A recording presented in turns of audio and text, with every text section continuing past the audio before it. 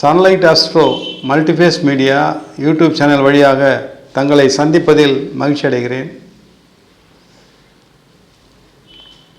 இன்றைய தினம் தை மாதம் 12ஆம் நாள், ஜனவரி மாதம் 24ஆம் தேதி புதன்கிழமை. இன்றைய கிரக நிலைகள்: மேஷராசியில் குரு, கன்னிராசியில் கேது, தனுசு ராசியில் புதன், சுக்கிரன், செவ்வாய், மகர ராசியில் சூரியன், கும்பராசியில் சனி பகவான், மீனராசியை பொறுத்தவரையில் ராகு பகவான் அமர்ந்திருக்கிறார்.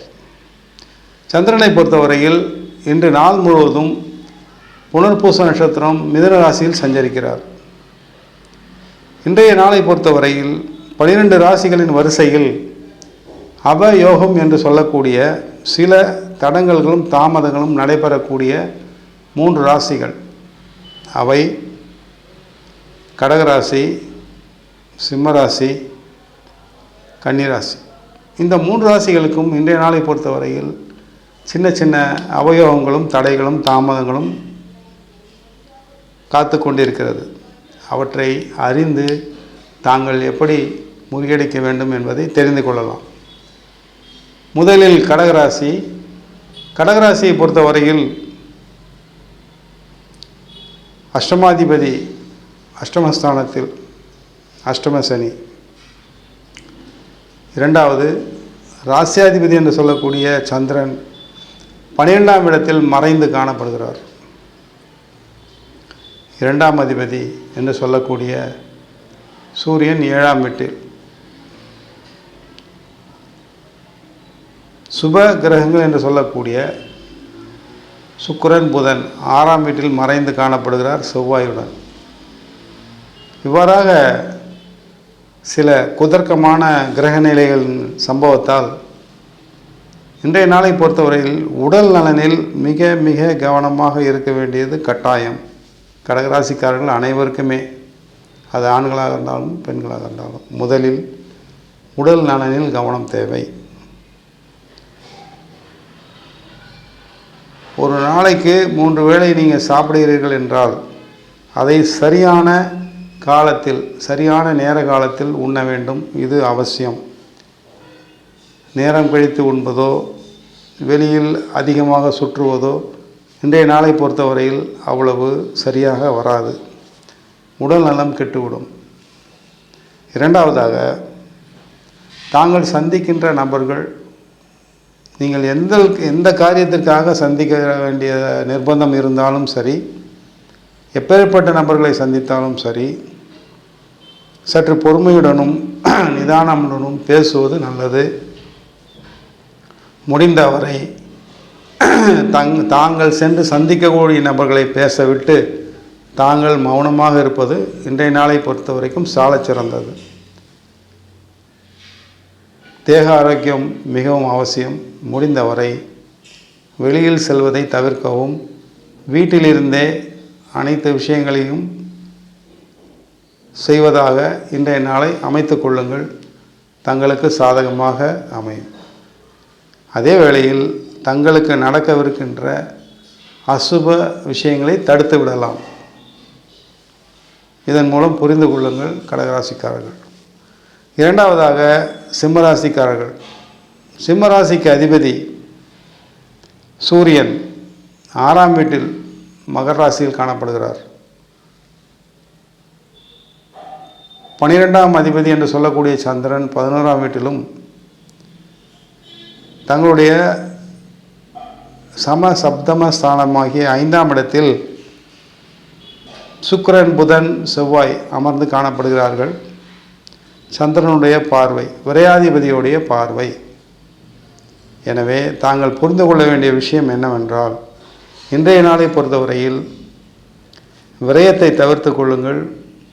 பொருள் விரயமோ பண விரயமோ இருக்கலாம், அல்லது ஏதாவது ஒரு பொருள் காணாமல் போய்விடலாம். தாங்களே கூட தாங்கள் கையில் எடுத்து செல்லக்கூடிய சில காஸ்ட்லியான பொருட்கள் இருக்கும் இல்லையா, லேப்டாப்பாக இருக்கலாம், செல்லாக இருக்கலாம், இது போன்ற சின்ன சின்ன முக்கியமான பொருட்களை தவற விடுவதற்குண்டான வாய்ப்புகள் உண்டு. கவனக்குறைவு ஏற்படும். தங்கள் அலுவலகங்களில் பணி செய்பவர்களாக இருந்தீர்களானால் தங்களுக்கு கீழ் பணி செய்பவர்களிடம் கவனத்துடனும் அதிகார தோரணை இல்லாமலும் சற்று நயமாக பேசி அவர்களை வேலை வாங்குவது நல்லது. கடினமாக போக்கு தென்படுகிறது. வார்த்தைகளிலும் சரி, தங்களுடைய நடவடிக்கைகளும் சரி, சற்று கடினமான போக்கு தென்படுகிறது. அதை தவிர்த்து கொள்ளுங்கள். மற்றபடி தங்களுக்கு பொருளாதார விஷயத்திலோ அவையெல்லாம் சகஜமாக இருக்கும். பொருளாதார வரவு உண்டு, தனவரவு உண்டு. தங்களுடைய அலுவல்கள் எப்பொழுதும் போல் சரியாகவே நடக்கும். அதிலெல்லாம் எந்த தொல்லையும் இருக்காது.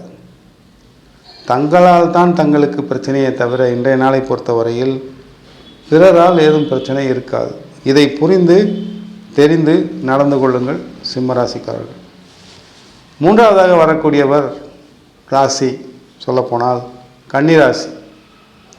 கன்னிராசிக்காரர்களுக்கு ஏற்கனவே ஜென்மராசியில் கேது, 7ஆம் இடத்தில் ராகு. ராசியாதிபதி என்று சொல்லக்கூடிய புதன் 4ஆம் இடத்தில் இருக்கிறார். செவ்வாயுடனும் சுக்கிரனுடனும் இணைந்து காணப்படுகிறார் 4ஆம் இடத்தில். முக்கியமாக ஒரு விஷயத்தை சொல்லிக்கொள்ள ஆசைப்படுகிறேன், சொல்ல வேண்டிய கட்டாயம் இருக்கிறது. பெண்களாக இருந்தீர்களானால், கன்னிராசிக்காரர்கள் பெண்களாக இருந்தீர்களானால் மாதவிடாய் பிரச்சனை வராமல் பார்த்து கொள்ளுங்கள். அப்படி ஏதேனும் தங்களுக்கு பிரச்சனை என்று தென்பட்டால் உடனடியாக சென்று மருத்துவரை சந்திப்பது நல்லது.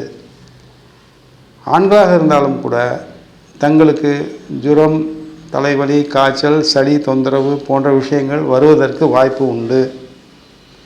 அல்லது வெளியில் செல்லும்போது ஏதாவது இன்ஃபெக்ஷன் ஆகி வைரல் ஃபீவர் அல்லது இருமல் இது போன்ற விஷயங்கள் வருவதற்கும் வாய்ப்புகள் உண்டு. ஸோ கன்னிராசிக்காரர்களை பொறுத்தவரையில் பொருளாதார விரயம் கிடையாது. பொருளாதாரம் எப்பொழுதும் போல் திருப்தியாக இருக்கும். தங்களுடைய வேலை திருப்தியாக இருக்கும். தங்களுடைய சிந்தனைகள் தெளிவாக இருக்கும். தங்களுடைய வேலை பளு எப்பொழுதும் போல இருக்கும். ஆனால் தாங்கள் மிகவும் கவனமாக இருக்க வேண்டியது உடல்நலம் சம்பந்தப்பட்ட பிரச்சனைகள்.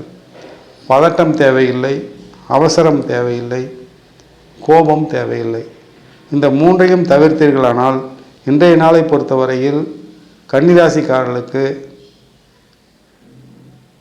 சகஜமான நாளாக இருக்கும். இந்த 3 விஷயங்களையும் குறைத்து கொள்ளவும். முடிந்தவரை தங்களுடைய அலுவல்களை மட்டும் பார்ப்பது நல்லது. பிறருடைய விஷயங்களிலோ பிறருடைய ஏதோ பஞ்சாயத்து கூப்பிட்றாங்க அப்படி இப்படின்னு போய் ஏதாவது சிக்கிக்காதீங்க. நீங்களே உங்களுக்கே கூட அது பிரச்சனையாக முடிந்துவிடும். புரிந்து கொள்ளுங்கள், புரிந்து செயல்படுங்கள் கன்னிராசிக்காரர்கள். ஆக மொத்தத்தில் கன்னிராசிக்காரர்கள் மிகவும் உஷாராக இருக்க வேண்டிய நாள் இன்றைய நாள். நன்றி, வணக்கம். சன்லைட் அஸ்ட்ரோ சேனலுக்கு லைக் பண்ணுங்கள், ஷேர் பண்ணுங்கள், சப்ஸ்கிரைப் பண்ணுங்கள், பெல் ஐக்கானை கிளிக் பண்ணுங்கள். அப்போ தான் நாங்கள் போடுற எல்லா வீடியோஸும் உங்களுக்கு நோட்டிஃபிகேஷன்ஸாக வரும்.